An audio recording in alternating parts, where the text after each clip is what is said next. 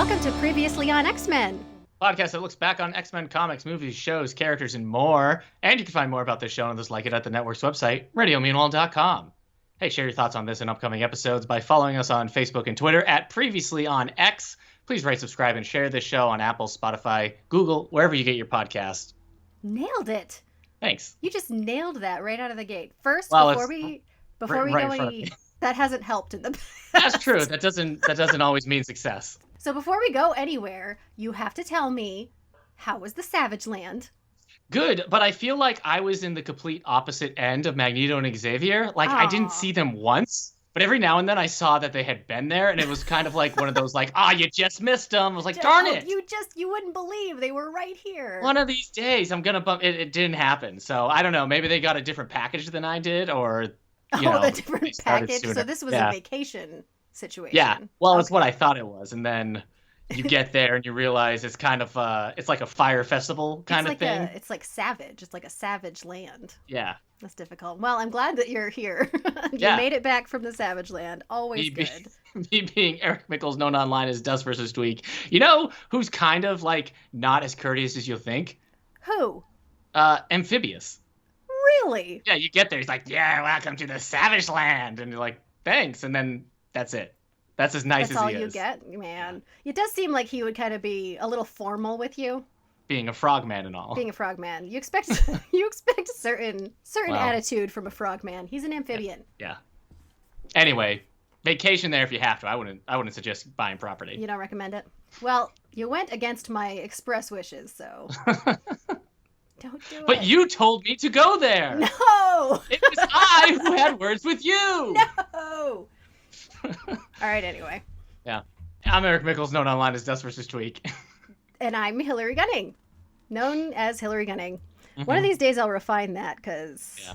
A nom de claire. Is that what it's called? You know what I need? I need to just pick something. I need to just pick something that I'm known online as. That's the solution to this problem. Listen, I have about 200 followers on Twitter, so I'm not really known online either. Well, you're known at all online. I gotta be like Starfire. No, it's got to have a number. Starfire 23. Yeah. Pew, pew, pew. I mean, the number should probably have something to do with you in some way. Mm-mm. No, because that's how they figure it out. That's how they figure it out on TV when you have a password. Yeah. And they're like, what's his birthday and his high school nickname? Idiots. Yes. Yep. Starfire 23. That was my high school nickname. Yep. And my birth year, 1923. Yep. This week we are talking about the animated series episodes, well, 2 episodes, but it's Time Fugitives Parts 1 and 2. Mm-hmm. And I'm super excited to talk about these because you may recall that I haven't been super impressed with the episodes in this season so far. That's true, yeah. I finished these episodes. Gambit and Rogue. Yeah, no. Any scene with Gambit and Rogue is 5 stars. But this one, spoiler alert, really liked these episodes. So I'm looking forward to talking about these. Yeah, and it's the second 2-parter in the season. Yeah, and also the second time doodad. Travel. I know. I was thinking about that. This is the second time travel thing, but there'll be more time travel. And this animated series, I don't know of other like superhero shows that do time travel as much as the 90s X-Men show. Yeah. Because even like the Justice League cartoon, as big as that got, like it was huge in terms of its scale. Mm-hmm. I think they did a total of like 2 time travel episodes. Well, it's hard to do, and so far I mean like Days of Future Past was very, very interesting. Maybe not as tight with the time travel. This one I was pretty impressed with how they I think it helps that like the X-Men mythos is like so big, but this show is also kind of focused like this is our core X-Men group, that they can do time travel. Like I feel like in a different time, maybe you'll have Bishop on the team all the time and he's not he's stuck or something, or maybe Cable's in the present. So like with having like such a big universe and everything, but also focusing on a core, then you are able to time travel in a different way than like if with the Justice League cartoon. I was thinking like, what would they do if they went back in time? Like, oh, there's who, you know, that people are gonna know. That's true. I was There's just thinking about. there's like wings that they can go to. And I mean, even in the comics, like the X-Men they're just not shy about time traveling. Yeah, and I guess it Yeah. feels like the X-Men have a little bit more of like a whimsical vibe to them that kind of allows, I don't know, yeah. like invites Mhm. the reader or the viewer to Yeah. just sort of accept what's happening, I think, a little more than might happen in something like Justice League, which is, you know, superheroes and stuff, but I think it has a more like literal vibe. Well, I think it's also the fact that just by being mutants, you've already planted like both feet firmly into like sci-fi Yeah, it's or like a cyber. fantastical situation. Yeah. Even though like the Fantastic Four are like, you know, they're going in space and other things, but like Don't the talk X-Men to me about the Fantastic Four. the X-Men just have like they're much more like punk sci-fi. I like Which that. you're gonna do a lot more like 80s and time travel and robots and all that kind of stuff. Yeah, I like Whereas, that punk sci-fi. Where as opposed to like grander sci-fi. So I was just thinking about it while watching these two because I'm like, this is like the second time travel thing they've done of like maybe 4 or 5 in this series. So I don't know. That's it. Just had me thinking like, what else has done this? Not even like Batman Beyond did time travel episodes. Yeah. So It's cool. I anywho, dig it. Yeah. Though we don't start in the past. Again, just like in Days of Future Past, it's what do you call it? Not ad nauseum. In medias res. In medias res. In medias res, we just start Every time you make me say this. You just start right in the future again. Yeah, this time. Well, here's what I really like about this, because you've got all of the layers. So when we very first start this part 1 of the episode, we are in 3000. What would we say? 3999. Yeah. The year 3999, which, unlike most things from the past who are talking about the future, this is actually still in our future. Yeah. Even today. It's funny because at one point Apocalypse is Cable's trying to figure out what happens, and his computer cube says it starts with a time traveler from the 20th century. 21st century. No, from the 21st century, which we're in. We're in now, but at that time that was the future. You said the 21st century, and it's just like, whoa. Yeah. Remember that? That wasn't that long ago when the 21st century seemed like this distant. I know. I mean, that was the thing about Futurama, that like as the show was starting, we were going into the 21st century, so they're gonna go even further. So now we're basically Futurama's laughing at us. Always. Futurama's always laughing. Always laughing. So anyway, we start with 3999. Yeah, basically the Terminator future. It is exactly the Terminator. As soon as I saw it, I wrote down Terminator. I looked a little bit online, and everybody's saying Terminator. These robots that we see that they're fighting are just the Terminator robots. Yeah, the first episode came out in December 11th, 1993, and then the second one was December 18th, 1993, and that's still like that's a year or more. That's more than a year after. I mean, no, that's 2 years, right? Terminator 2 was 1991. So, that shows you how, insanely popular T2 was, that 2 years later, this cartoon that's already considered, one of the coolest things, oh, now we need to bring in Terminator 2 reference. Well, I mean, come on, 30 years later, we're still talking Terminator. I know. But, yeah, it's just, you couldn't get away from it in the 90s, so no surprise that, sometimes it looks like some of the robots have, an Iron Man design, which I think is kind of there is some ominous. Of that, yeah. But, yeah, the first shot with that, skull and everything. Yeah, it's got the skull, it's got the red eye, you know. It's Terminator. It's Terminator, but I mean, whatever. Yeah. So we have our first glimpse of Cable, and he's got a whole team. Yeah, we've seen Cable before. We saw him in, one of the first episodes, wasn't it? He was in the, I can't remember the name of the episode. He was in the Slave Island episode. Yeah, the Slave Island, which was and then the Cure episode, wasn't it? Am I crazy? It was, Slave Island was episode 7, and then the Cure was episode 9, because he showed up again to hunt Angel and everything. He was looking for. Oh, that's right. It's the same character in terms of his personality hasn't changed, but this is the Cable that you and I and everybody now would be more familiar with, because this is a time-traveling future rebel, whereas the other one, they had just called him a mercenary or a freedom fighter. He was there, but what he was doing was unknown to us and the people making the cartoon at the time. Right, he was just sort of he had some mission, I guess, but we didn't really. But like now we've seen him in this timeline, so we have to sort of assume he went back there for a reason. I mean, he's a time traveler, so, maybe this is even before that. Oh my gosh. Yeah. Maybe he hasn't even gone back to that yet. Oh my gosh. So this is Cable, Blood, and Metal. That was like the first like Cable series since he had joined X-Force and everything. And that would have been November 1992. So you remember when we talked They're still fleshing him out. Yeah. So there's one scene where he's repairing his arm later on, and I'm like, oh, maybe that wasn't there yet. Yeah. Boy. So all of his tech stuff is very specific in these episodes. Yeah. But yeah, we see him like with a group now. Yep, he's with a group. He's with a team who appear to be, the Clan Chosen, they're called. Oh, I didn't pick up on that. Very nice. I don't think they say it there because they don't have any lines. Thing? You have one person you have Hope who's like, we can't hold them back, and then you have the who is it that yells? I'm not sure who. It might have been Garrison. One person. Man. Like there's one is Hope, like, and then there's Colonel! Yeah, she definitely has like a pro wrestler voice.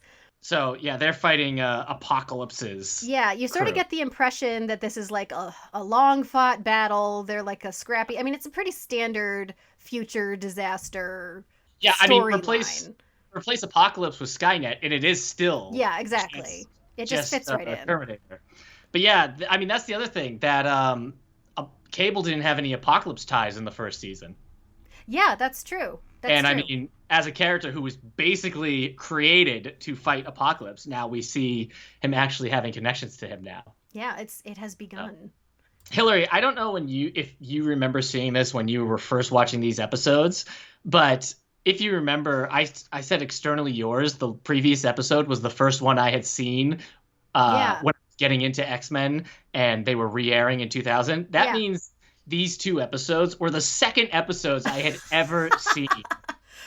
Just throw you right in there. That means like everything that they're doing, like Bishop, Cable, any like background facts, I was absorbing it as much as I could to try to like piece together X-Men history just using these two episodes. And so like this is like, you think that this is what X-Men is.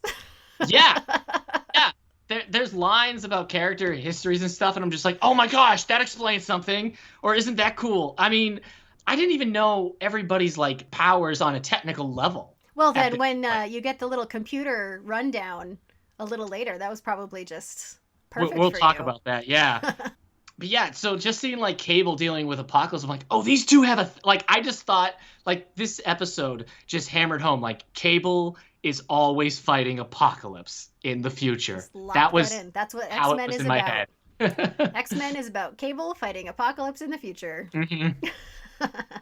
Well, so we've got this moment, but we don't really dwell very much on the fighting in the future. Basically, the whole point of that moment is to get us to Cable. Oh, there's like a time storm, right? Yeah, there's a temporal storm is happening. And Apocalypse just knows what that is because he looks up and is like, what? I know. A temporal storm? That was handy because there's like just the swirling and you see like Bishop kind of floating around, but just having Apocalypse right off the bat. He's like, this is a temporal storm, everyone. Yes. That's what's happening. I'm Apocalypse. I've seen this before. I know all the things. I am Apocalypse. This isn't my first temporal storm. It won't be my last, I'll tell you what. Was that Oscar Isaacs just flying by? Oh my gosh. Apocalypse says it's a temporal storm, and Cable is talking to his computer, and he's like, what the heck's happening? Because all his team, they just like vanish. They get sucked into these tornadoes, and that's right. They get sucked in because his disappear into son, like a pink energy. Yeah. Yeah, his son. He's like, what's happening? And the computer just knows, which is handy. Yep.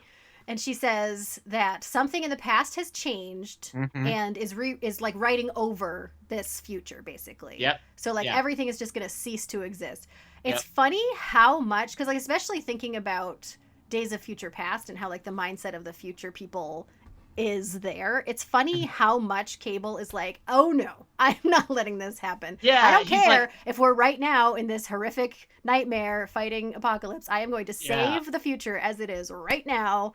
Ain't none of this gonna happen. Which makes you wish we saw a little bit more of his wife, who's in the comics, and Tyler, his son, because you could see him wanting to save his timeline for that. But yeah, considering that he's like, in my mind as a kid watching this, like he's just in this eternal war, you would think like, oh, that might not be a bad thing.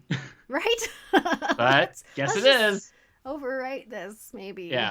Yeah, I thought that once or twice. He's like, I gotta save my world. I'm like, really? Seems like he's losing it constantly. This world seems terrible. I guess part of it is that it's as far in the future as it is. Yeah. That, like, so much must have happened that would be completely different. Yeah. I mean, for all we know, this apocalypse invasion could also be, like, brand new. Yeah, it could just be like this. This world could have been a paradise. Yeah, maybe it was totally fine, and he's fully confident that he can bring it back to the beauty that it was. Yeah, we haven't seen the rest of this future. We don't know. What are we doing judging? Yeah, but the computer knows, like, everything. Like, it started with a time traveler named Bishop from the 21st century. And then we cut to Bishop, and it's supposed to kind of be like a clean cut between the end of Days of Future Past when he gets sent back to now. But things are a little different, and they'll be different in part 2 when he comes back. It's every time he looks out the window, I'm like, is that what he saw last time? Yeah. It's like slightly different. And honestly, when he looked out the first time, so okay, we're cutting to Bishop. Here's Bishop, just getting back from Days of Future Past. He's like, we did it. We've changed the future. So he's expecting probably it to be completely different. Yeah, the Days of Future Past. Yeah. But it looks like nothing has changed, I guess, from his perspective. Like he thinks he fixed everything, but it's not changed like he thought it was going to be. But also, like, outside looks pretty good. Well, that's what I was going to say, because, like, he looks out the window, and his reaction is like, nothing has changed, and I was like, I mean, it seems pretty good. Yeah, there's not gonna lie. Yeah. But then Forge is there, who seems to understand that Bishop has time traveled, but can't understand why Bishop doesn't know. He's like, what are you talking about? Don't you remember the plague that's happening right now? Yeah. Because there's apparently a plague, and so this is a funny thing that they do with the time travel, where yes, like Forge knows that he had just sent Bishop back in time, but I guess he must think that it was for a different purpose. Mm-hmm. Because like his memories have shifted. I wonder if they had their very own little temporal storm that we didn't witness. Yeah, maybe. I mean, that would make sense. So now Forge just thinks like, oh, I sent you back to stop the plague. Stop the plague, and we still have a plague. So we still have the plague. So thanks a lot, Bishop. Thanks so much, Bishop. And so Bishop is like, wait, what? A plague? And then he's like, what about the X-Men? And Forge is like, who's that? So everything's different. Seems like you would still know. It does, right?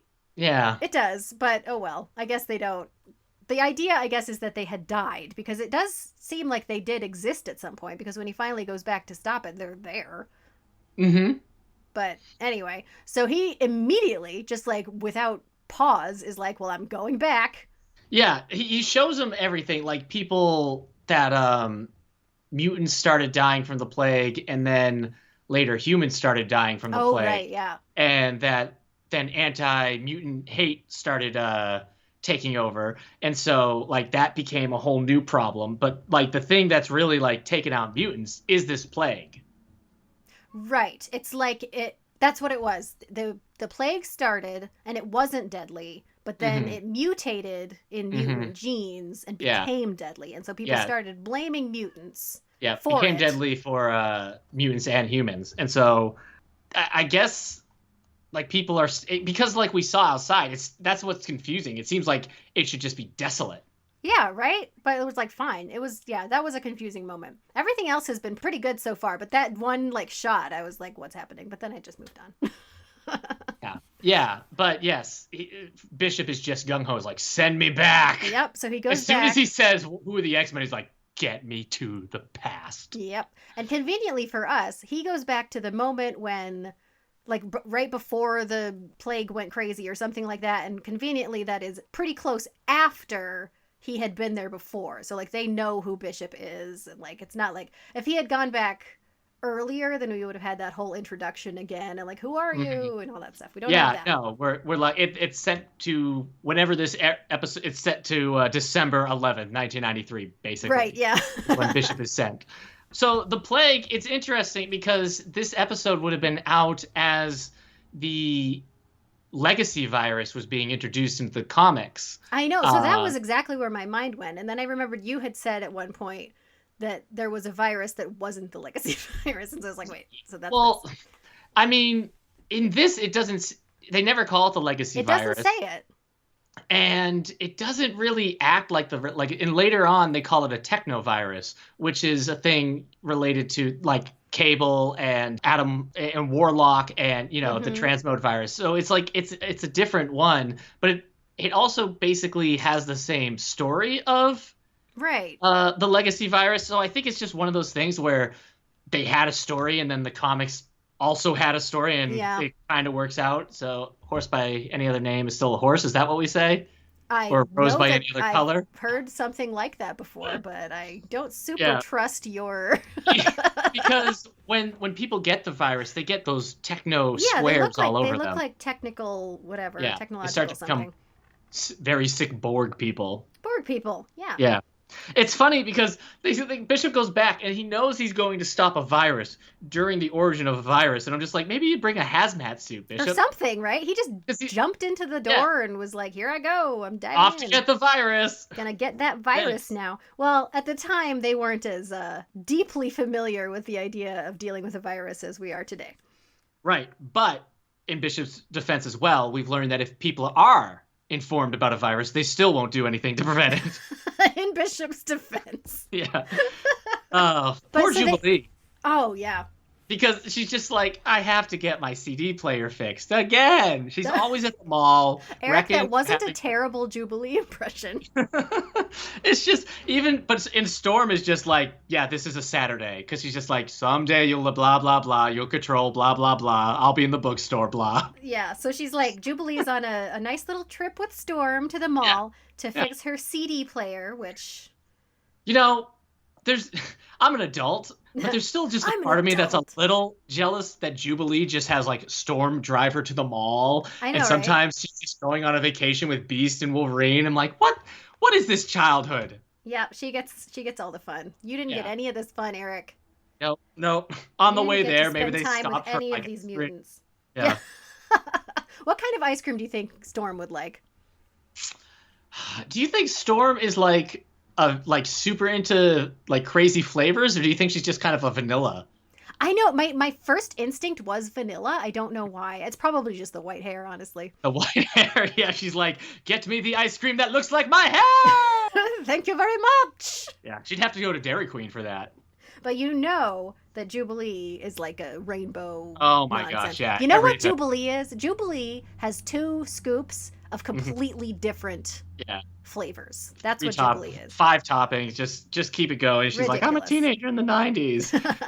Extravagance. Yeah. Jackets. The guy in this shop, that's basically a Radio Shack, it feels like. Yeah, she goes to some Radio Shack she wants to get her CD player fixed, Eric. Yeah. She's not getting it replaced. No, she's fixing it. But this guy is just like, again? I'm like, do you not like getting money? What are you complaining about? Excuse me, sir. Is this not a business? It's just like, if she doesn't come in with her broken CD player, you don't get paid, and Radio Shack is not an infinite place. He thinks it is. He's such a fool. Crazy. Well, anyway, it bothered me in that scene. He's like, what's with this girl? I'm like, you're taking her money. Relax. Is this a free service you're offering? I was pretty pleased that he was, like, willing to help her, because I felt like it was going to be one of those things where, like, because she damages it because she's a mutant. It's like her power keeps messing it up. And I was sure that it was going to be like, oh, I'm not going to help you. But he was like, teenagers. Mm-hmm. So anyway, he goes into the back, and we have seen there's, like, a guy following Jubilee, and he has, like... He's got like a wristwatch that has all of the X-Men on it, and he like cycles through and is like, this is Jubilee. Yeah, I never understand in this series how secret the X-Men are supposed to be. Yeah, well, I mean, at this point, they've been to like 7 different congressional hearings. Right. Yeah, in costume. And yet Yeah. it still seems like maybe the general public doesn't know who the X-Men are. It does sort of seem that way. But again, this is the 90s when people weren't all completely aware at all times of every little political event that happened. I suppose. People were like, we have a president, I guess. I don't care. Remember those times, Eric? Yeah, a little bit. I do. Anyway, how much of that, though, is just me becoming an adult, do you think? I've been trying to think, like, will I ever stop thinking about this stuff? I'm like, maybe, I guess when I'm dead. When you're dead. I'll stop thinking about this, then I'll have peace. There will be peace, and then we can stop thinking about it. Yeah. Anyway, so this guy is following Jubilee, Mm-hmm. and he sees an opportunity, I guess, because the guy goes, the store owner guy goes into the back to that guy's fix about the to CD wish player. his only problem was this CD player. He wishes. Mm-hmm. So he goes back, and the bad guy sneaks behind him and like releases something into the room. And my immediate thought was that he was just knocking the guy out, and then he was going to pretend to be the guy and do something. Because that's like a just thing. a mustache or something. Like, Well, oh, I'm sorry. I thought it would be like a shapeshifter. I didn't know he was a Friends of Humanity guy. But anyway, he releases something, and then the guy comes back, and he's all sick. So I guess the guy released the virus into the thing, and then he's just like hanging around in the background so that he can be like, she's a mutant, and she gave him that virus. That's not fair to forget about the Friends, because this is the first time we've seen Friends of Humanity since the Death to Us Part 2-parter. Oh, really? Yeah. With their little berets? Yeah, that he was didn't the have a two-parter. beret. How was I to know without his little beret? Yeah, that's true. But yeah, we haven't seen the Friends of Humanity since then, because they weren't in Whatever It Takes or Red Dawn. And then the other one was a Wolverine origin thing and a Gambit origin thing. Yeah, it's been a while. I'm not an idiot. Well, they're in this one and then pretty heavy in the Beast episode in 2. So, but yeah, it's the Friends of Humanity guy. I feel like it's just one voice actor for multiple Friends of Humanity. We need a douchebag. Yeah. Anyway, he blames because the guy comes out sick, and then that guy who infected him was like, wait, you're a mutant, you have the virus. And people just turn, as they do. And really, I won't even say in this universe, in any universe, mob mentality strikes like lightning. Immediately. And Storm has to come in, and it's funny, she says fog come in and blind their hatred, but I'm like, but also, wouldn't their hatred blind them? Yeah, there are a couple things like that. Later on, she does a thing where, like, she brings the rain to wet their thirst for violence, and I was like, so are you making them be violent? Like, I don't fully understand. More rain, more violence. So, Storm's a little off on her metaphors today. Well, it's tough.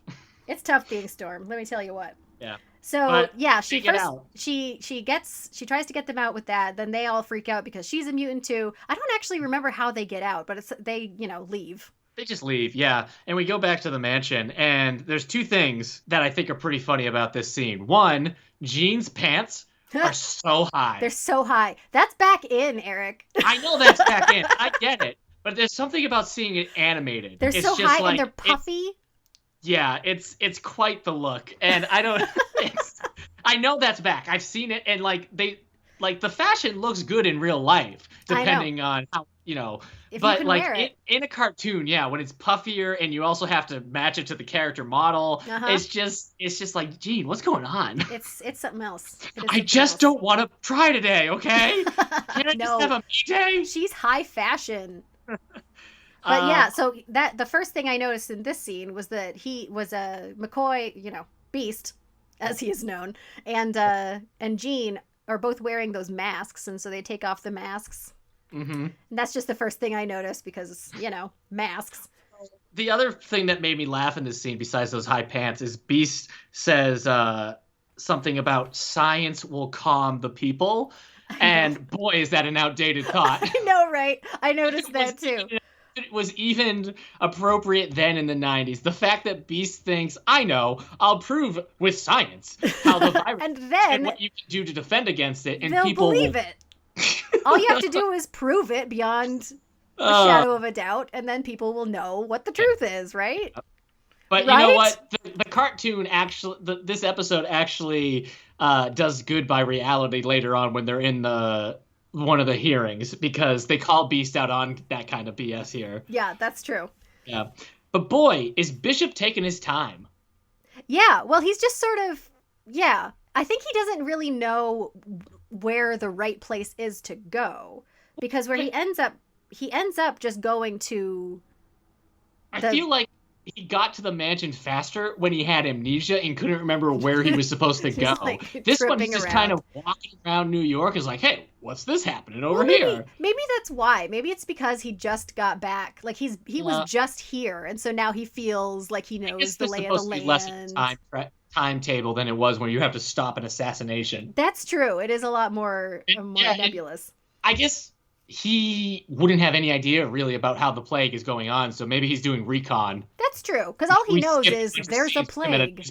But anyway, so we missed one thing. Beast uh, goes mhm. to the store. He's like a spy. He He goes he to a has, lab hospital, is it right? a No, no? He goes to the place where the guy got infected. I well, thought. Did I yeah, read that wrong? yeah, because he's got medical records. Oh, well, it's something to do with the guy with Jubilee. Maybe he Yeah, went to his yeah, room. no, he gets he gets the guys from the mall's medical records, and That's he's so much looking less over them. cool, because I thought that he went to the store Well, he's and was still like breaking in. finding things and like, oh, he touched Yeah. this, so this has the stuff on it. No, I just misread that entirely. He's still breaking into these records, and it's like sometimes science needs a little help, and I'm like, but isn't science us figuring out things? There's a lot of Isn't that just what science is? grand thoughts that I'm like, well, Well, this episode was written by Michael Eden. yes. I'll just say, I'm making fun of the writing. I should probably put the credit out to. But yeah, we don't really understand what he's seeing, but he's fascinated by the results. Yes. Yes. There seems to be something about the virus that's different. And I didn't write the note, but really what he learns is it's not fatal. Uh-huh. It's not harmful outside of those like beginning effects. And we'll learn later that if nothing else happened in a couple of months, the humans who have been infected won't be anymore. So this thing is very temporary. So it's like Forge said, it needs to infect mutants to become deadly. So like for it to become the plague that Bishop is coming to stop, it has to infect mutants. Right. So we haven't gotten there yet. But yeah, Bishop stops because he sees here's another thing that doesn't happen in real life. Well, I don't know. I was gonna complain because we're living through a pandemic, and that yes, in this city, those who they think are the cause of infection are being quarantined, and we've seen that people won't self-quarantine, and really no one will quarantine. But at the same time, this is a universe where they're blaming mutants, and mutants are already feared and hated. Right. So it actually makes sense that they were like, yeah, okay, we'll just start quarantining people. Right, because they don't quarantine anybody when it's just they don't quarantine the humans. But when the mutants start getting involved, then the government is like, let's just lock them up for a bit. Finally, We'll just lock them up. And it's funny because, well, you see the start of this scene from the perspective of the X-Men seeing it on TV. Mm-hmm. But they're just focusing on this one, I guess it's just an apartment building, because you only see two people just living there. But they have locked it down. Yeah. It is the fuzzy mutant. The one from Till Death Do Us Part 1, who's just like, he's just a sad mutant because he's like, I don't have any powers. I know. He just look different. Just sad. Probably just alone. Yeah, he just goes to work in his cubicle. He just wants to get work done, go home. Stop looking at me. Yeah, I always feel bad for him. He's just such a sad sack of a mutant. It's always like, oh, come on, guys. We do keep seeing him. He's like a good example, I feel like, just to have like flashes on the TV of like the sadness of being a mutant is just this guy. Yeah. But yeah, like you said, we don't see anyone else in this building. I mean, we can assume there's other people, but they're all just yelling at the fuzzy mutant. Yeah. I guess, like, I wonder how I would have viewed this before now. Because, like, I probably would have thought that they had rounded up the mutants and put them in this building. But the way I saw it now was that it's just, like, they're living there and they can't leave. Yeah. Yeah, I don't know. The days of being able to view this episode almost whimsically is gone. I was so glad that they called it a plague, because I don't think anybody has called the coronavirus at least extensively, a plague, and so Plague like the hasn't been- language yeah. wasn't super like triggering. Yeah. I mean, it is. It's a plague, but at the same time, yeah, we've really focused on the term pandemic. Yeah, if it had been a pandemic, I would have been like, I'm turning this off. But they call it a virus. They do call it a virus because it is a virus.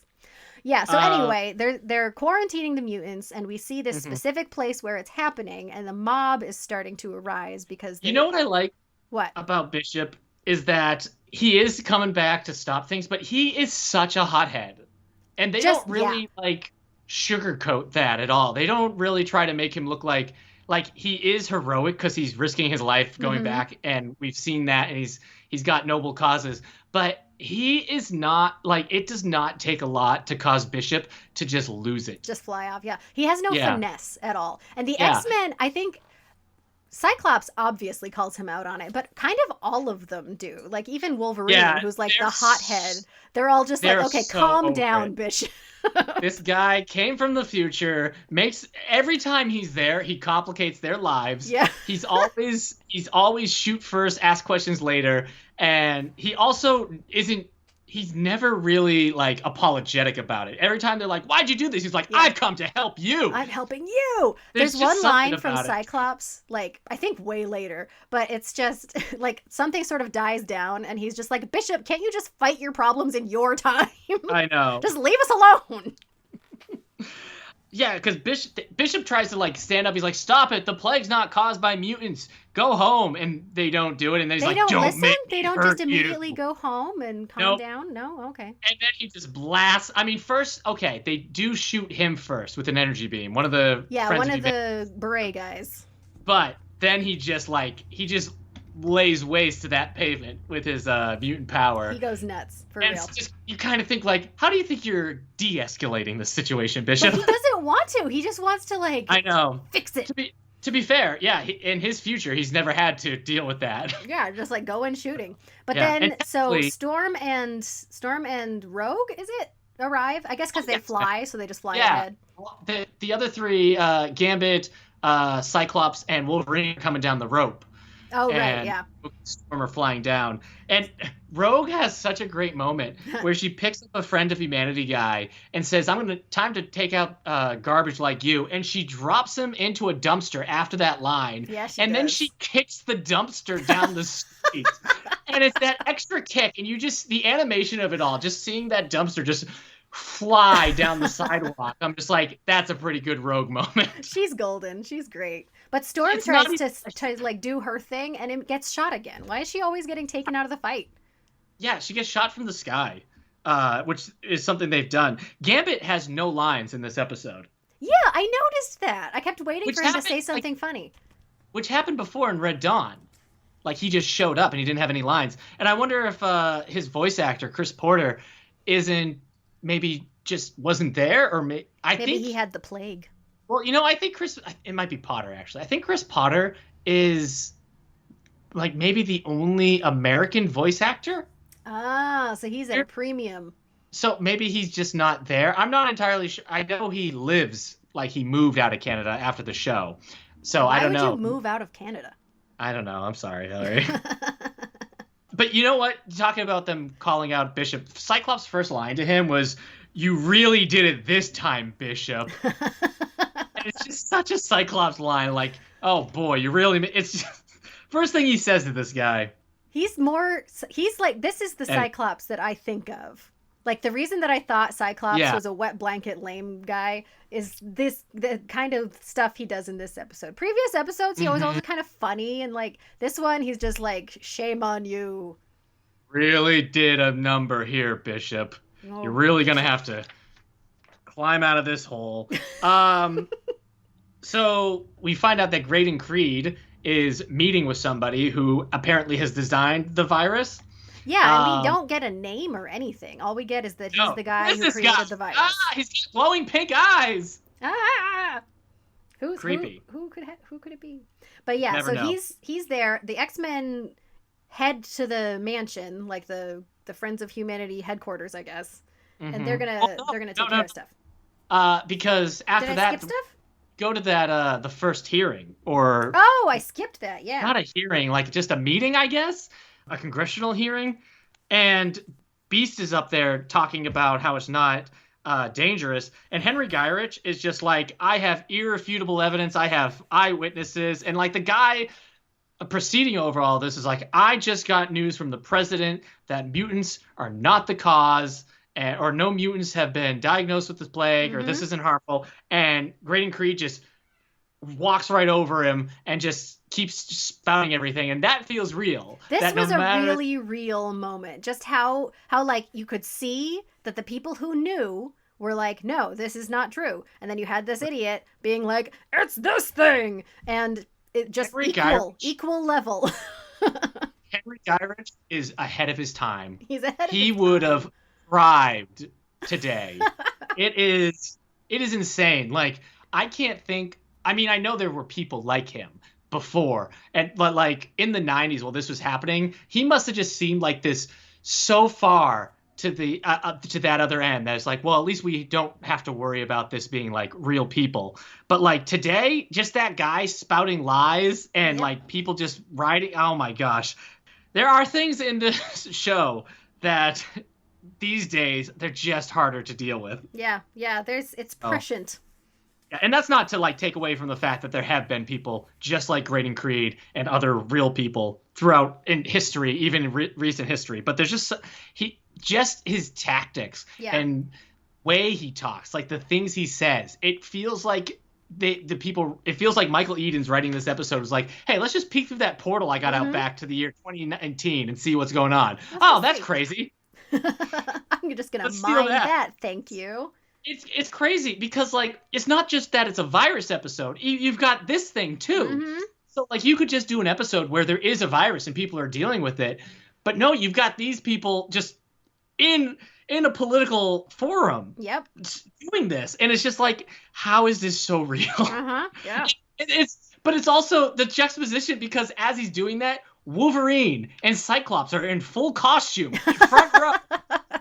And it's just this bizarre, like, this is real. Oh, this is goofy. We've seen them in regular clothes. Why would they show up in their costumes? But yeah, then this whole fight starts because of Bishop. It's because Guy is going to infect Beast, and this is what's going to cause Beast will be the first mutant infected, and then that's going to cause everything. So Bishop just jumps in. Yeah, and this is important because we know from Creed that this whole thing is completely orchestrated. Like, we haven't really known until we sort of peek behind the curtain with Creed that like they made this virus and they're orchestrating events so that they can blame mutants. Yeah.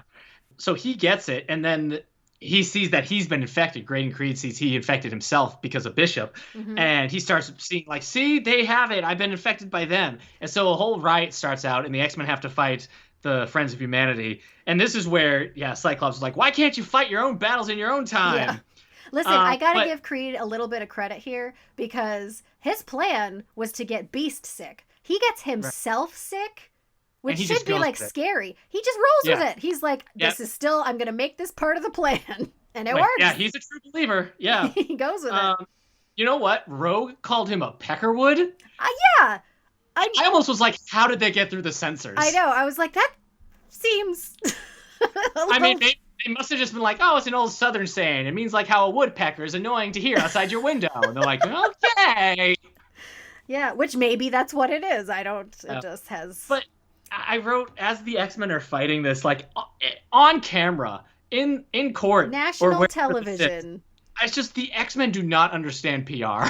No. Oh my gosh. They go for it too. Because let's go back. Yeah, they can complain about Bishop just like jumping in, but they do the same thing. Like Rogue, like one little thing happens and Rogue throws a human person.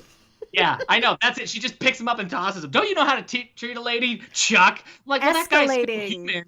He's probably broken a bone. You thrown him. You've got super strength. Cyclops is blast. I mean, you have Wolverine out there. It's just people watching this on TV aren't going to be like, well, Graydon started it. Yeah, right. And also, when they're in the Blackbird and they're seeing, because Beast had filmed the whole thing, they see the delivery system that Graydon used, and he's like, that's diabolically devious. Of course it was hidden. It's huge. Yeah, it's freaking huge. I'm surprised it's not and a two-hander. It's just like a spray bottle. He says it's ingenious, like an ingenious delivery system for an airborne virus, and I'm like, so like it's in there, and then you squirt it into the air. That's Yeah, I wonder if it's a press and needle thing. But still, the thing is huge. How do you hide that thing in your pocket? Maybe it's like made of plastic, and so it didn't register something. I don't know. Well, this is where they go to the mansion now. Beast is very impressed. Yeah, so now we're at the Friends of Humanity place. Yeah, they know that because they know that Graydon Creed is going to go to where he can get treatment. Right. So he's going back to the mansion to get treatment, and so the X-Men follow him.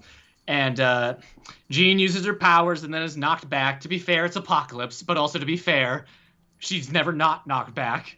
Yeah. Honestly, I felt pretty good about Jean in this episode. I made note that she has a little more oomph in this than she has in the past. She has more like physicality to her. They invade the mansion and they have to fight some humanity guys outside. And she's just like tossing them with her powers. And she's not like, ow, it's too heavy. Yeah. And no one has to help her. It's just her doing her thing. There's a cool tracking shot here where Wolverine's like, let's go in there. And he unseats his claws and he just runs straight to the fence. Yeah. And the camera is like looking right at him and just keeps going back.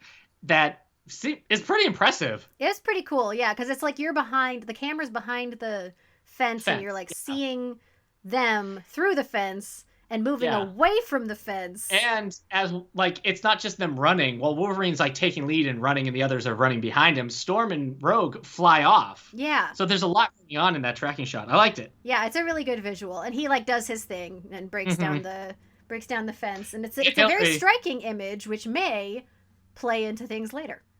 It's also, Hilary, one of those fun moments where the title theme comes in during the action. Dun dun dun dun dun dun dun dun. It's always fun when that comes in for an action scene. That is fun. It's because it doesn't do it all the time, but yeah, it's everybody, you know, like it's everybody, and it's like full action. It's a cool moment. But they come in, and you see inside the mansion, what's his face, Creed is sort of begging. Ow! He's begging this begging this guy to help him because he's sick now. And then we find out that this other guy is Apocalypse. And he's not too happy that Creed has led them to this base, to his lab. Because he's like disgusted. Because they don't know. Cyclops is like, give it up, Creed. The X-Men are here. He's got Bishop and everything. And Apocalypse is just like, you fool. And Creed faints when he finds out he's a mutant. He's like, you're a mutant, and passes out. And this is where I've always liked this line. And it actually kind of, when I was a kid watching this, I didn't fully understand. I'm like, oh, is he not a mutant? Because Apocalypse says, I am as far beyond mutants as they are beyond you. Yeah. And, oh, snap. That is a very excellent line. No one is a bigger fan of Apocalypse than Apocalypse. We had somebody on Twitter who quoted that exact line. I am as far beyond mutants. Yeah, at Chuck Grimes 5 said that. I love hearing Apocalypse say, I am as far beyond mutants as they are beyond you. It is a very good line. John Colicos again, who we know is from Star Trek. And yeah, every time this guy talks as Apocalypse, I'm just there to listen. He just sells it. I just pulled up a seat to hear every thing he has to say about himself and about eternity. He has another good line right there. He says, I bring the purity of oblivion to your world.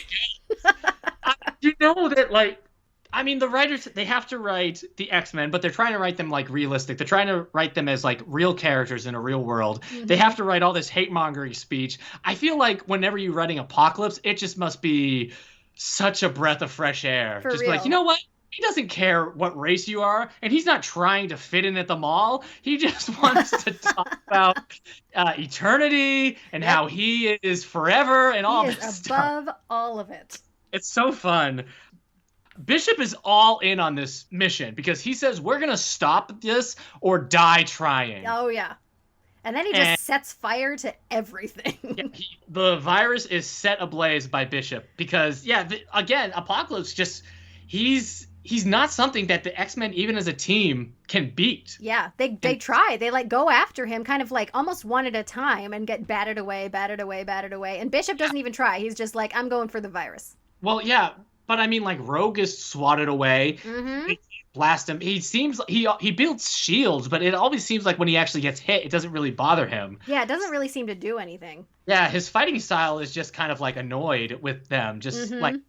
But this is something I feel like even in future episodes, they just never can really hurt him. He's just always shown as this like unstoppable force. Yeah. So honestly, it is kind of smart on Bishop's part. Like usually he does this jumping straight in. This time it's a little more strategic. He just goes for the money. Sets it up, and he gets real upset. They're retreating, and Beast has a pretty good moment with Graydon Creed. He's like, "Put me down." He's like, "Remember, Mr. Creed, a mutant saved your life." Yep. Won't happen. Line. Doesn't matter. He won't change his mind, but it's nice. It's gratifying. It's just one of those things about Beast's voice actor too, George Buza? Yeah, George Buza's voice, and that even though all this is going down, this virus is on fire, Apocalypse is behind him, he's picking up this guy who'd rather see him dead. There's just something like warm, but also kind of like jovial about that line. Yeah, and he's so calm. Like he's running from a blazing virus, and he's just like, well, interestingly, I am a mutant. Apocalypse is pissed. He's pissed, and boy, does he just demolish that entire building. He grows as tall as we've ever seen him, and then he's so angry he just blasts the X-Men to oblivion. And I'm just thinking like, oh, he can do that? I know. Like, well, doesn't he always do this then? Right. Like you were saying before about how it seems like he's just annoyed and swatting people away. Well, I guess if he can do this, then yeah, he doesn't need to put effort in. Yeah. He's been kind of nice to the X-Men. Right, yeah, he's sort of patient. And that's kind of like a shocking end for what we see. He just kills the X-Men. Is that true? Yeah, I mean, he just grows, he blasts them, and they just disappear. So he's killed the X-Men. And, wow, I completely missed that element. And then we cut to Cable, and I love Cable's... the acting here where he's like, no, not Apocalypse. Yep. He's just no. What? So Cable is attached to Apocalypse. Yep. Because then we see how the virus wasn't stopped anyway, and how the virus still ends up affecting mutants now. And so what it is that they succeeded. Oh, right. Yeah. Because his time is changing, so they succeeded. And so they're realizing that the mutants have to get infected so that antibodies for the future will be created to fight against the virus. And in this moment, we see certain mutants in Cable's past getting infected. We see Colossus next to his little sister Ileana, dying from the virus, which is what happened in the comics. And then we also see X-Force. We see Cannonball, Warpath, and Wildstyle. Oh boy, I'm saying that name wrong, aren't I? It's in Feral. We see Feral, and Feral's the one sick. And then we cut to the Cable, and we see them. And just that without this virus infecting mutants at all, then the mutants in the future won't have vital antibodies. Right. So like they succeeded in saving the millions of people who would have died, but it's going to start infecting humans, but now it won't infect anybody. So we can't build up the immunity, and then everybody ends up dying. So like it basically wipes out the entire mutant race, right? Yeah, I mean, or decimates it. Yeah, it's not going to be good for the future. I mean, Cable just sums up the whole next episode. He's like, in order to save my world, I have to help Apocalypse destroy another. That was honestly, a super, super helpful line for like getting you into the next episode. Because when I was describing this to my husband afterwards, it's so convoluted. It's like, okay, so there's this guy from the future who goes into the past to stop a virus, but then there's a guy from further in the future who goes back into the past to stop the guy who was from the future, but not his future, from doing it's just like, so just having that one super succinct line of like, here's what's gonna happen, everybody, I have to stop. It was good. It was very good. Yeah. There's something like the voice actor for Cable, Lawrence Bain.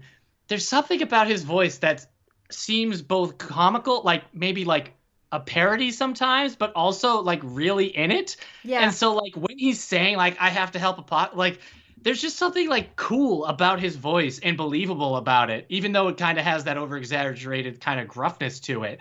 Yeah, I feel it's going too far, but also he can sell it, so it just sort of still works. Yeah.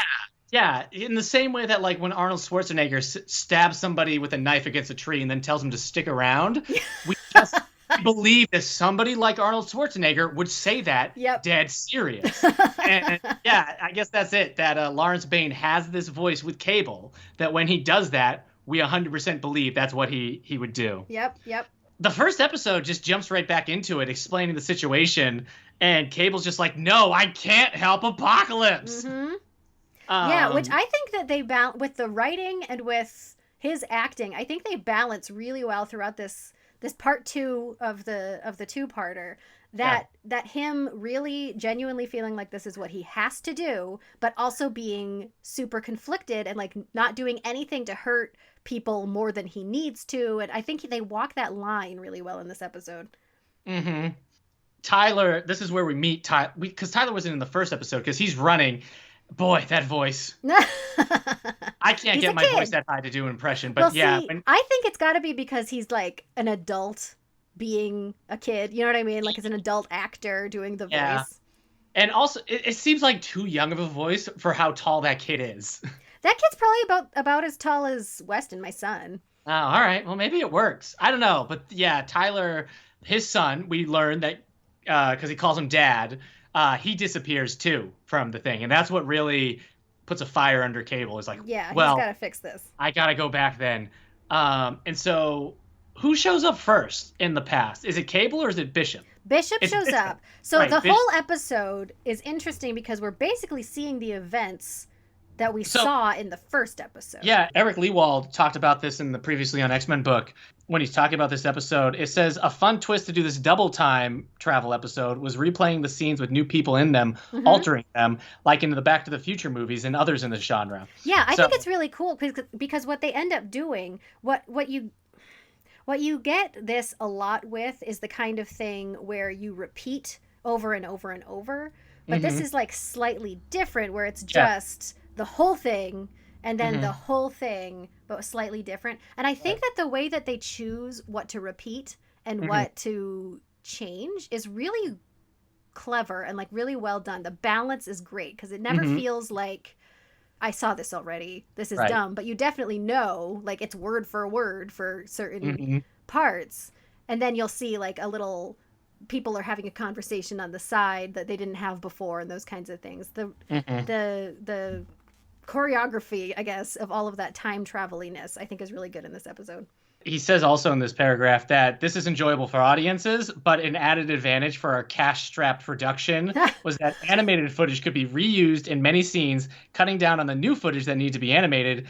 And they were always conscious of the cost of story elements, new characters, new locations, big action. So we loved chances to economize. They allowed us to spend what we needed later. Nice. Yeah, that's true. Because, I mean, it is. There are whole sections of scenes, like pretty substantial sections of scenes that are exactly the same. Scenes that don't even have new characters in them. They're just to remind you of what's happening in this. Yeah, to like place you in the timeline. But Bishop arrives like he did in the first episode, but then Cable shows up right then, and which is like your first experience of that, because you have the line that Bishop shows up, like the first time he showed up, he appears and he's like, "Here we go again," or something like that, and we have that exact same thing, but then it's interrupted with Cable showing up. Yep, and boy.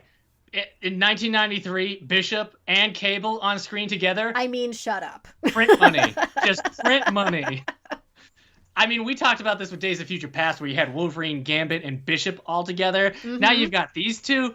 Good night. It's pretty amazing. Well, I mean, I guess I must have seen this like repeatedly when I was a kid or something, because every time I see Cable, I think of Bishop. Every time I see Bishop, I think of Cable. They're just like entwined in my mind. Yeah, it's so funny because like they are both time travelers, but they're also like very different in terms of like their futures. Yeah, they have their whole like their storylines are completely separate. Yeah, but also I mean they're both time travelers from darker futures, so they're both like military characters who have violent tendencies versus the X-Men of today. So they're not too dissimilar, but yeah, it's just like the fact that they were like, let's put Bishop and Cable in a thing together at this, boy, good idea. Good. It's pretty good. Because again, when we saw Cable before, he was a freedom fighter.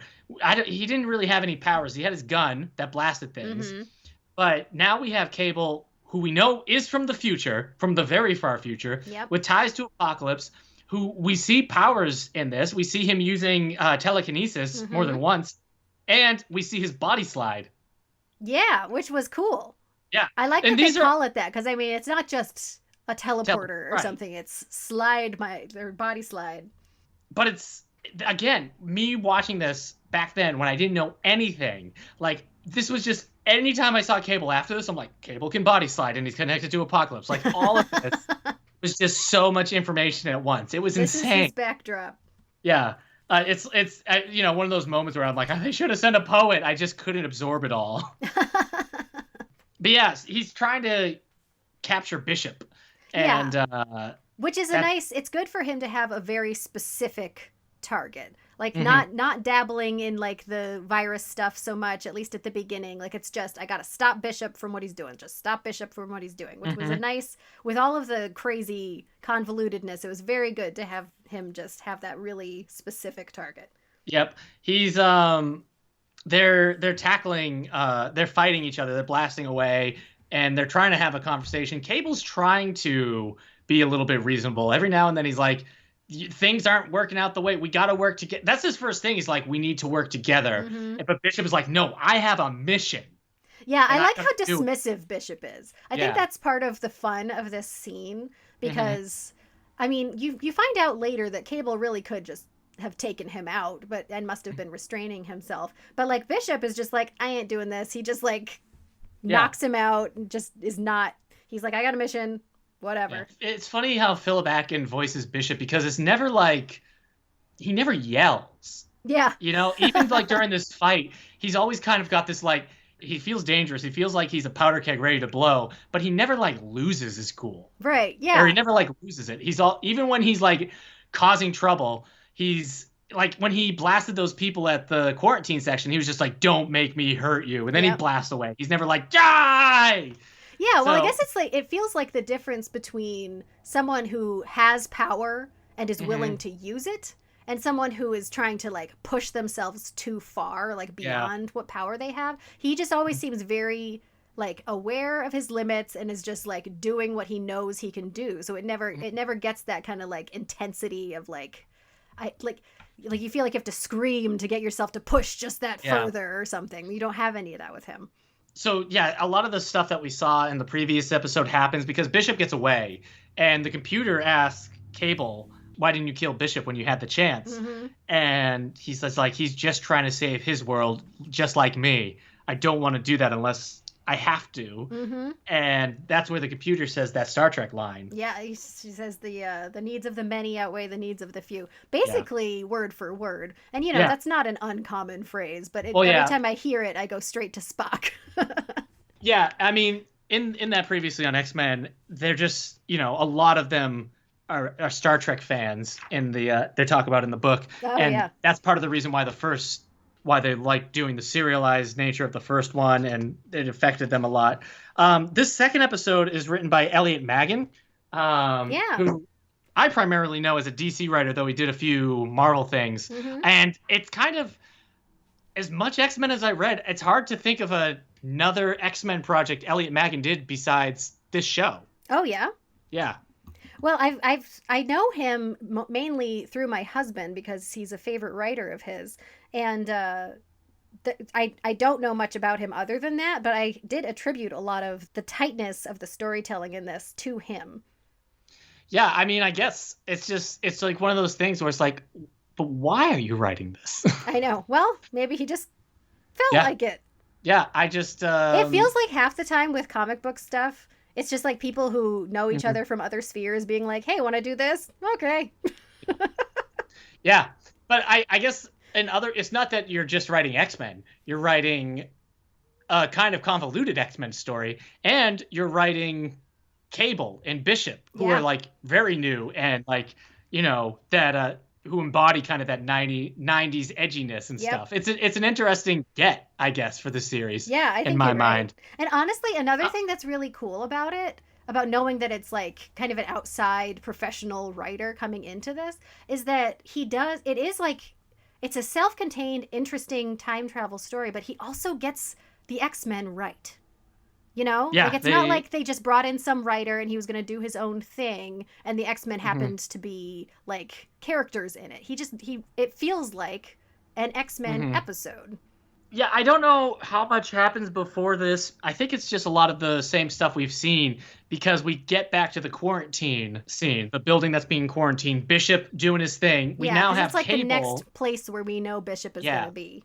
Cable is now on a roof with basically ready to snipe Bishop, and he's like, I can't do it. But then commercial break comes back. All right, sorry, Bishop. Yep, he's gonna do it. I know. It seems he just needed 3 commercials to play, and then he could talk himself into it. It seemed like that was like a turning point or something, but no, he was just having a momentary lapse. But then the X-Men show up, and because they're like, we gotta stop Bishop, and then they're like, wait a second, that guy up there is about to attack Bishop, and all hell breaks loose. And this scene is kind of like insane. It is pretty insane. So much is happening here. Well, there's fighting on the roof, and there's fighting down below, and there's people fighting Bishop and fighting Cable and fighting the Friends of Humanity.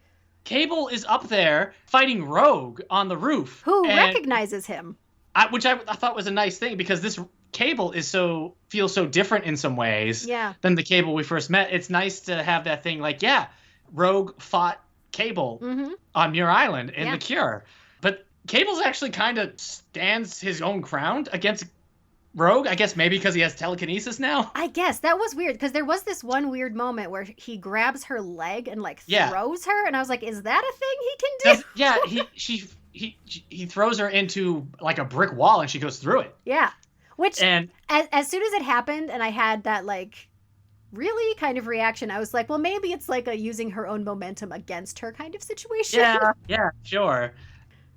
There's a funny, and Wolverine is trying to climb up onto the building, like just, he jumped down from one building to join in the fray. Now he's having to use his claws to climb up the building, which I think is funny. Yeah. And there's such a funny Bishop line, because he starts shooting at Cable. Oh my gosh, I love it. It's a hologram, and Bishop is just like, oh, man. I love that line so much. I laughed so hard. It's so defeated. I know. It's just like, oh, man. I can't. Because he nailed it. Like he got the shot, but it wasn't him. Oh, and so funny. The face expression is just like, come on. Yeah. I can't win at work. I can't win at home. Well, it's just such a like regular feeling moment in this like really intense, dramatic kind of scene, and it's just very real. For that 2-second line, it made my day. Yeah, so good. Yeah, we realized Jean is holding up the Blackbird. Yeah, and Cyclops is shooting Cable from afar, and I'm also like, Cyclops, no, don't! He's your son! Stop! I know! But he can't hear me. Yeah, so, Jean's, because there was a blast, and so, Jean is, like, holding up the Blackbird from falling to the ground. Which I thought was pretty good for her, for this show. Boy, I mean, I guess that says enough about Jean in the show, that seems pretty good for her. I mean, I know the Blackbird is heavy, but the fact that we're impressed by her just doing her thing always kind of is like a pretty good well, I guess I feel like that's the biggest thing that she's done so far, isn't it? Yeah, I don't remember how much she did against the Sentinels. Because I feel like most of the time she just sort of will like stop a person from walking forward. She'll pick people up. Yeah, it's not often that she picks up things that are bigger than people, let alone the X-Jet. So she's doing that, and it's Cable jumps down from the roof, and so Wolverine, who's climbing up there, has to jump down after him, which I like because he's only halfway up at that time.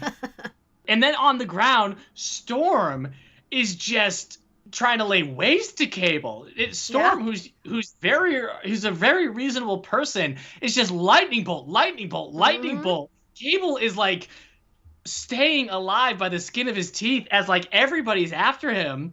And he also has a pretty funny line. He's like, I don't need this. Oh my gosh, that was another really good one. There's so many just trying to work. I know, they just have what they want to do, and they need to do it. Just get out of my way.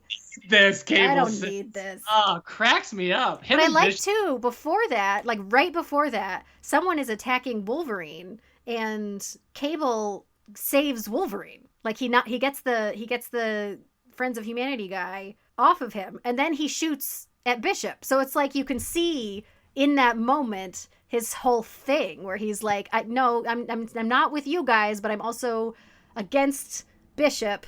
It's just this like crystallized moment of what his deal is in this moment. Yeah. And then he's like, I'm out of here. Yeah, I don't need this. But yeah, I was actually like, I talk about sometimes how I'm impressed by the animation because sometimes it's a little janky.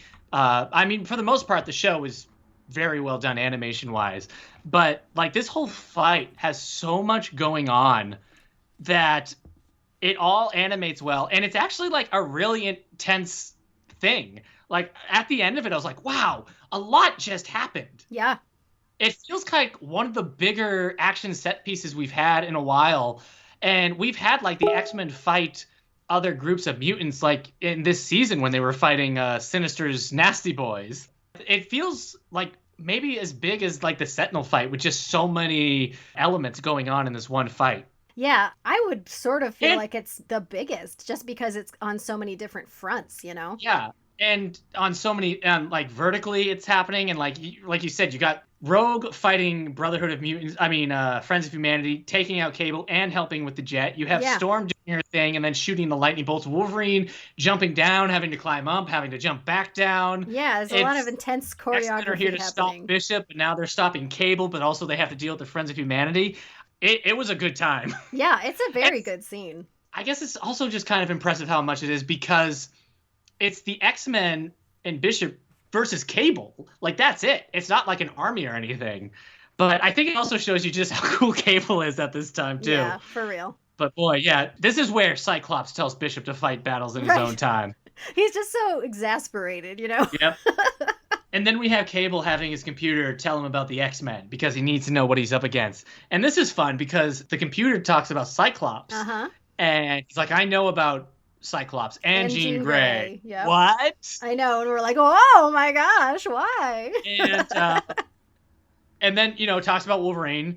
And then it goes to Gambit. It's like, Gambit. And he's like, stop. And at this time, I didn't actually know what Gambit's powers were. Oh, that must have been awful. So I was like, here it comes. And then they're like, stop. I'm like, no.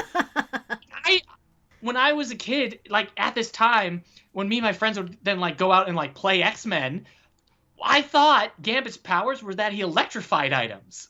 Oh, you fool. So like in the fight, he would grab the kid who was playing Gambit would grab the kid playing Nightcrawler and basically electrocute him. And I thought that was right. But this episode wasn't there to help he'd be like charging him up to explode. That's pretty dark. That fight got a lot darker than we realized. Blowing up children. Yeah, when that kid exploded, we were all just like, oh crap. And then we ran. I think his dad's a cop. But yeah, I didn't know what his power was. And like I said, I was using these first couple episodes I'm watching are teaching me these things. So when it stopped at Gambit, I was like, no, what's his power? Torture.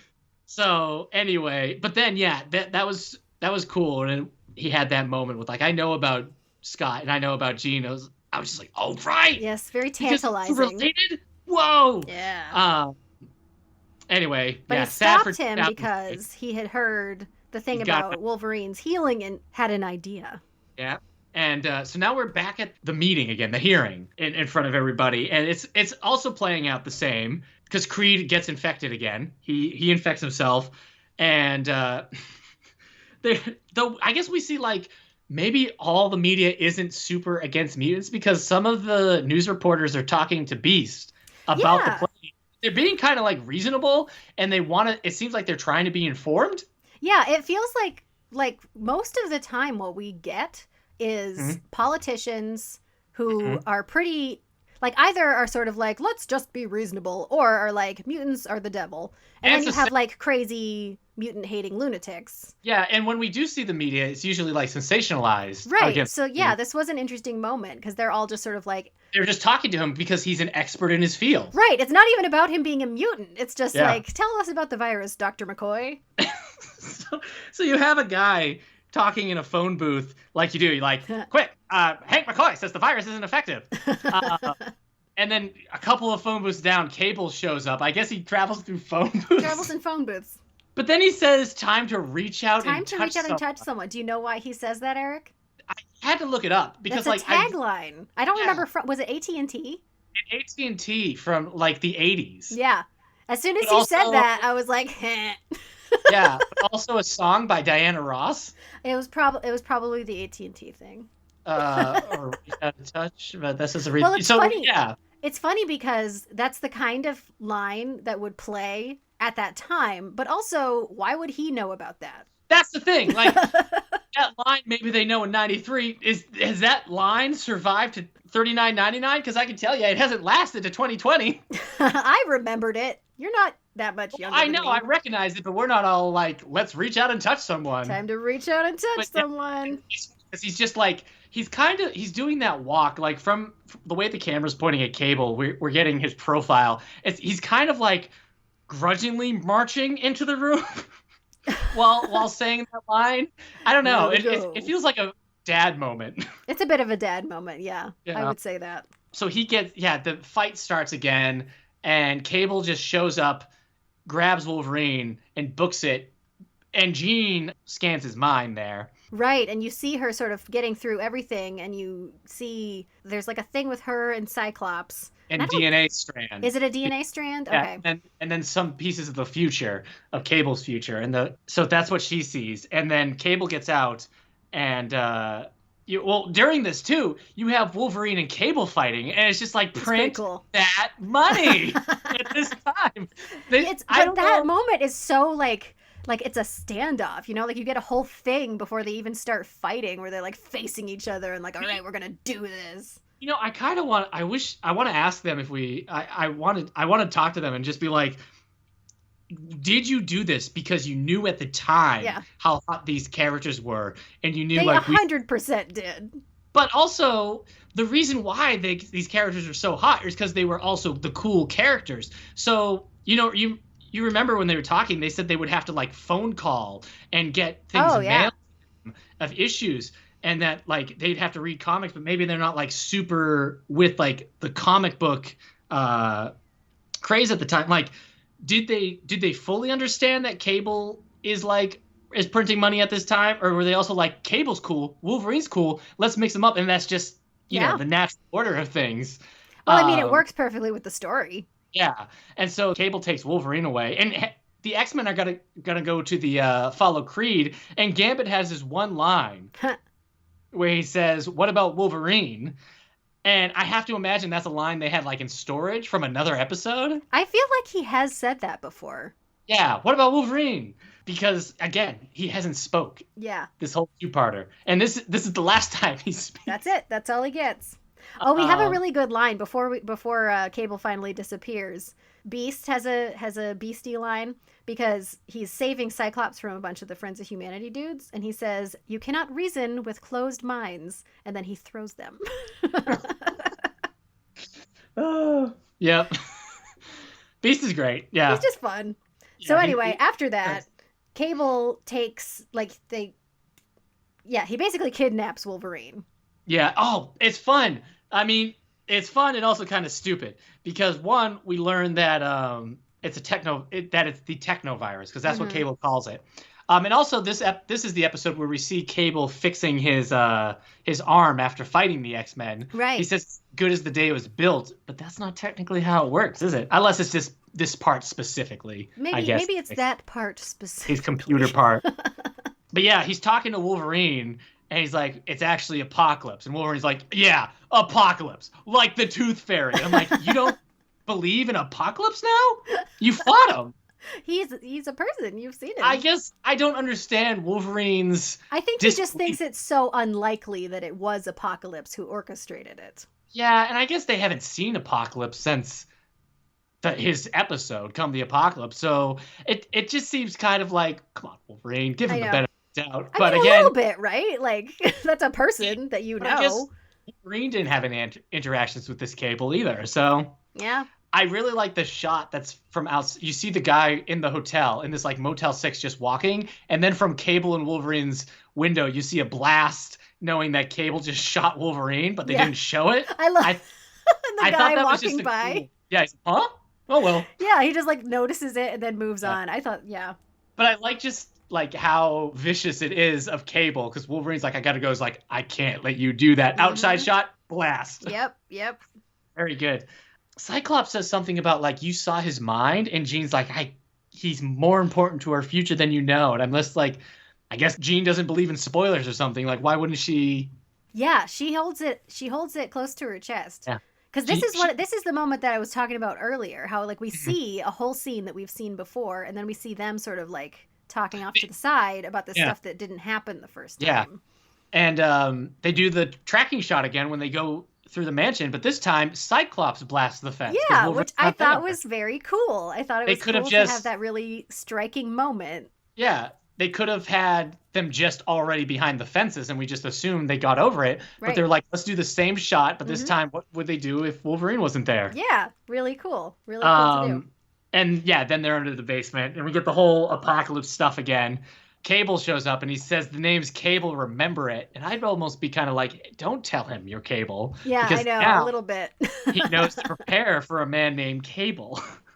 This guy Cable's going to come after me. I'm not going to forget this guy. I'm going to find who his family is.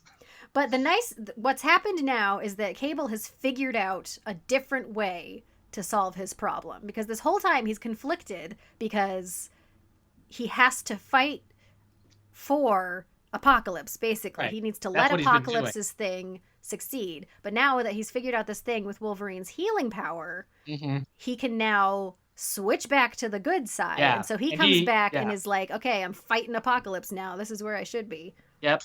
It's not that he throws. Wolverine is where he is right there, but instead of Bishop getting Wolverine out of the way, Cable holds him back. And so Wolverine is blasted into the virus. Right. And Bishop is like, you've killed him! He's so upset. Yeah. Like, you killed him! You're my best friend! It's pretty much exactly like that. He is very intense about it. But yeah, because, like, I mean, he's acting, like, Wolverine's all like, oh, no! Like, he's, like, acting sick and stuff, so, you know. Yeah. Well, because the virus, it's affecting him because it's it's supposed to affect mutants that way. And this, again, if it affected any other mutant, it would have become something that was deadly to mutants and humans. So this is really working its way through Wolverine's system. Well, it's cool because it ends up being sort of like a super fast microcosm of what was going to happen if the virus ran its course, like, in society. But it happens just in Wolverine super fast because of his... Instead of the years it probably would have done, and instead of taking out all these mutants... Yeah. And it's good that Cable's there, because I don't know if every kid watching the show would necessarily understand antibodies and how they work. But I mean, we pretty much understood that if you got chickenpox, then you didn't have chickenpox as kids. Yeah. But also, maybe you need to show this to some people today. Like, don't you understand? But yeah, the whole thing. Antibodies. Yeah. I always like that because of this, now those antibodies are just out there. Yeah, well, I think it helps because a little in, like, the resolution-y part of the episode, you have Beast studying it, and he says something about, like, who knows what could be done with these antibodies that are coming from Wolverine. So you just sort of had the hint that, like, it's not even just going to kind of run its natural course. They might actually use it to like, more actively prevent the virus in the future. Apocalypse seems less mad this time since he doesn't destroy the X-Men where they stand. He just flies off. Yeah, well, it's a less stark moment, I think, because it's a little more complex with, like, the discussion and what happens to Wolverine rather than, like, just setting fire to Apocalypse's whole work and stuff. Yeah. I think it's less... They do blow it all up again because after that, Cable just shoots all his virus, and then Bishop also throws his grenade. But yeah, I guess something about this whole, like, the name's Cable, remember it. Apocalypse is like, you know what? Live to fight another. I'm not mad. Yeah, he's like, I'm out of here. And he just flies off instead of blasting them, which he can do. He apparently can do, yeah. Bishop, while running, just goes back to the future. He doesn't want to stick around a moment longer. Yeah, we don't have any, like, debrief with the X-Men or anything. He's just like, oh yeah, I did it, I'm done. Boy, Bishop and Forge have a real who's on first thing with Bishop returning from the past every time.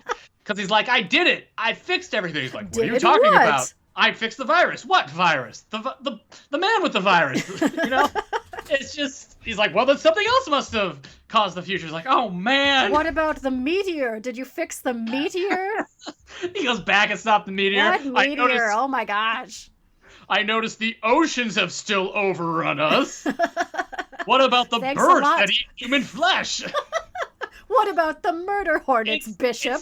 It's the Simpsons episode where it's the time travel treehouse of horror with the Simpsons where Yes. Homer keeps going back and it's like, oh no, now my family has lizard tongues. It is a little bit, yeah, it's like that thing that you sort of talk about when you complain about time travel things. Yeah. About, like, there's always going to be something. You get a little bit of that with Bishop's Yep. timeline. Bishop, though, is like, okay with the whole thing. Like, he Yep. gets back and it, like, realizes that there's still something happening, but he's like, Yeah. but here I am. I stopped the virus. I guess I'm good. Yep. On to the next mission. Yeah, this is just his life. It's kind of funny to think because, like, there'll be another time travel episode after this, and then there's a reality hopping Reality episode. happening. And I That makes wonder, it sound really cute. Yeah. Happening. I wonder if, like, because of the rules of time travel, if this whole series, everything we watch from begining to end of this Oh series my gosh. is just like 2 minutes in Bishop's timeline. I think it is. I think And it really is. That's so funny. Every time he shows up, he's like, boy, I have not sat down for lunch. The same You just day. left, Bishop. Cable also goes back to his time, and everything is good. It's still the hellscape of his life. Yeah, but his son is there. I mean, that's His a, son's that's there. a very straightforward benefit. Listen, the writing has been pretty good and has been pretty fun. This two-parter, but that last line with Cable, it's just like Wolverine's antibodies did preserve the future. I knew it. The end. Just so you know, Yeah. if you lapsed in your attention for a second, what just happened is that. That's the line we're closing out this two-parter with. Not like, looks like we can save the future. Nothing like that. No. His antibodies turned out to work just as I thought they would, Tyler. This teaches you Oh, that. yeah, you don't want to end with Tyler either. Apologies to all Tylers, I guess. Tyler! Hey there, Kevin. Yeah, anyway, that's the Time Fugitive episodes. Yeah, I really, really enjoyed those. It's a lot of fun. Yeah. That's the thing. Like, it was really fun. It was just like, Mhm. it was really interesting and funny and tight. I don't know. I don't have a lot of complaints about it. Well, I think when you look at it like the Days of Future Past episodes, which are good, they're kind of like dramatic and have these heavy moments, and the future's pretty bleak and stuff. But these two episodes are like much faster. Oh, so fast. There's always something happening. Especially the second part, because once you throw Cable in and you're doing that Back to the Future Part 2 Yeah. kind of thing, I mean, it's just, nonstop. They don't have to do the exposition. There's a lot of action in them. Mhm. It's really, it's kind of, I don't know. It kind of makes like, oh, you thought Days of Future Past is cool? That's your granddaddy's time travel story. We're time fugitives. We got Cable. Well, honestly, I'm going to say something a little controversial. I think I like this better. Well, it's less, I mean, today it isn't less realistic or Yeah. less relatable, but it's the fact that Apocalypse is there, the fact that Cable is there with his like macho 90s-ness Yeah. of it all. There's a bit more tongue in cheek about Yeah. some of it, even though it's still played straight. Yeah, it's just, it's fun. Yeah. And like, we don't see when they're showing the virus, it's not like when in Days of Future Past where we saw just the gravestones. Right, of yeah. X-Men. You see the people being like marched away to camps. And like, to- honestly, what we've seen, like, even when we're talking about the virus, we've only seen in the distant future, once the virus has like decimated everything, and in the past before anything's happened. So like, we're not stuck in that Yeah. mire of death. And I don't know. I think, yeah, because you bring in Cable with Bishop, there's just this like, I don't know, this like, all right, let's just go for broke. Like everything's been switched to 11 because Yeah. Bishop and Cable like both represent like 90s comic bookdom so well because like how big can we make their shoulder pads? How big can we make their guns? Bigger, how bigger, how bigger. tough can they be? How dark can their future be in their past? And then like to put them together in this kind of story, it's I don't know. It feels like this season's big like action movie. And you know, we talked Terminator. It feels like this is like the Terminator 2 of this series so far. In terms of like, let's just go big. Yeah. Let's just go crazy. Just go for it. Which is something considering how big like those Sentinel episodes got. Yeah, for real. But I also think in the place of this season, a lot of the episodes we've seen have been very character focused. Yeah, and that's very true. You know, we had a Storm episode, we had a Wolverine, a Gambit episode. Yeah, a lot smaller in scope. Yeah, and even the Colossus cameo was, you know, well, all right, we'll go to Russia, but we're fighting Omega Red. How big can that get? And with this, it's just, yeah, it's much bigger. And again, I think it's that element of Apocalypse with those other big personalities of Cable. You're just, you can't not enjoy it. And this is the only time. What? You know what I think another thing is that makes it feel lighter? Mm-hmm. All of the like weight is on these guest characters. Yeah. So like you get this sort of feeling that the X-Men are just sort of like living their life, and then they get sucked into this thing, but like they're fine. You know what I mean? Honestly, like you never feel like there's this big emotional weight for the characters that you like deeply care about. Well, if you think about the fact that because this second season isn't serialized, it's kind of like where this could be happening at any time for the X-Men in some ways. And also, we didn't get in either of these episodes the opener or the closer with Magneto and Xavier in the Savage Land. Right. They weren't even mentioned. Nobody cares where Xavier is. So this thing's even like the Friends of Humanity are the only thing really holding this in continuity with this second season in some ways. So yeah, you're right. Yeah. But also the future scenes are a bit colorful. You get all these different it's just kind of like a rock and roll episode. And roll episode, yeah. Yeah, that's not is it rock-a-roller? Rollicking? A rollicking good time? I mean, that's another thing that it also is. It is also rollicking. Yeah. But yeah, I've always liked these two episodes. And again, them being like my second and third episode with me having no clue. I can't even imagine teenage you just like thrown into the deep end. Well, I would because I wouldn't hang out with my friends during this 30 minutes because I'm like, I got to watch X-Men because it's on at this time and I don't know anything about the X-Men. If I miss this, I won't know things about the X-Men. So after this episode, my friend would also then be watching it at his house. I'd run over and like, did you see that? Like, we're talking about this episode in 2000, the way I imagine people talking about it in 1993. Like 7 years later, I'm running to my friend's house. I'm like, oh my gosh, it was Apocalypse? What are Gambit's powers? They didn't say. So you're having the real experience, but later. It felt like, I mean, yeah, coming into that Gambit episode and then this episode, it's just like, whoa, the X-Men, right? When I was looking at the dates that these come out, that it's just like 1 week and then the next week, I had the experience of being like, that's really close together, and also that's really far apart. Like it was, it's nice to see that it was just like a boom boom kind of thing, but they still had to wait a week in between. Yeah, and for the weekend, because like it's a Saturday show. Right, so, like, yeah. You're Saturday and then you're a kid and you have to get through the school week. Yep, you're sitting through school, wondering what Gambit's power is.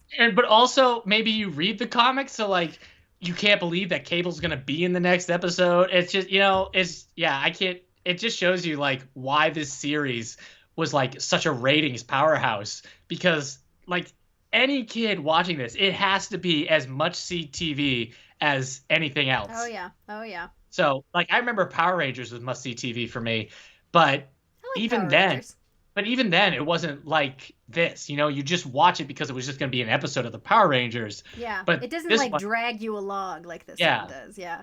So at the time, big things. I imagine the playground talk on Monday. Did you guys see? Anywho, whew. Yeah. Wild. Hey, and the next episode is a Rogue episode, Hilary. Oh, is it the one where she's in jean shorts on the beach? There's a scene that I always see in like previously ons whenever they talk about Rogue's past, like whenever it's like Rogue character episode, and it's her in jean shorts sitting on like a rock by the beach or something, and like her hair is moving, and I assume that is from this coming episode that they keep like hearkening back to. Maybe you just part see of me that scene a lot. Part of me remembers that from the Cody episode. Oh, as well. That could be the Cody one. I don't know. I guess we'll see. No, it's the Ms. Marvel episode. Oh, I love that one. Hey, I like Ms. Marvel now. At the time when I watched this the first time, I had no idea who that was. Oh, yeah. Hey, well there you go. Pretty cool. I'm excited about that. That'll be fun. But that's in a few episodes. The next episode we've got is a movie episode. Do you know what movie it is, Eric? It's Deadpool 2? It's Deadpool 2. Which you still haven't seen. Hey, that's another Cable thing for you. Oh, right, yeah. Yeah. Cramming in the Cable. Yeah, Josh Brolin, proving there's no Josh superhero Brolin? role. He won't play. As Cable? Yeah. Well, that's disappointing. Well, sorry. I don't know. I guess maybe it's a little too on the nose. Yeah, but Cable's not a subtle character. True. No, that's true. You're right. I'll reserve judgment until I actually watch it. Yeah. Do you think you're gonna take another trip? Take another trip? I don't know. You could visit the crap. What's the aliens? The Shi'ar? The Shi'ar. Yeah, but I don't know. Bird people. Oh. All your food is regurgitated by your waitress. They're weird bird people, but they are apparently biologically compatible with humans. Yep. That's how it works. Yeah, that's how it works. Yeah. All right. Well, I mean, I guess that's it. Yeah. Oh, do you need me to read the copy? Oh, yes. Yes, I do. Okay. I don't have anything. Well, again, I'm Eric Mickles, Dust vs. Tweak online. Besides this, I have a podcast called 90s Music Got Me Like. I like that one. Thanks. We're talking Will Smith's I almost exclusively with it disagree with you. Sorry. Every time you guys are talking about a song, I'm like, but wait, no. Sorry. All right. Well, I am Hilary Gunning and have nothing else to say. Yeah. Thanks to Prophetic Music for the theme music. And again, you can find more about this show and is like it at the network's website, radiomeanwhile.com, or you can follow on Facebook or Twitter at Previously on X, and you can rate, subscribe, and share the show on Apple, Spotify, Google, wherever you get your podcasts. Thanks for listening. Thank you so much.